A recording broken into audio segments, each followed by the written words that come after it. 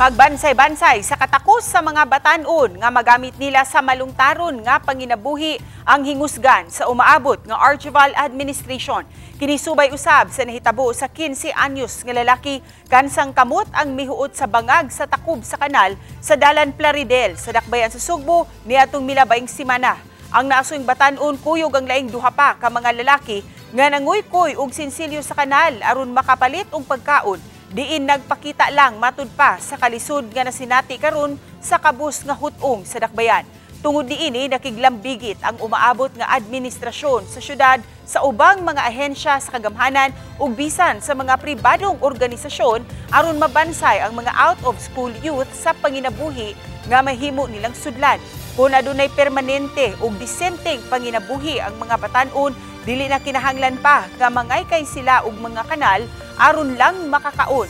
Kini matud pa ni Mayor-elect Nestor Archival.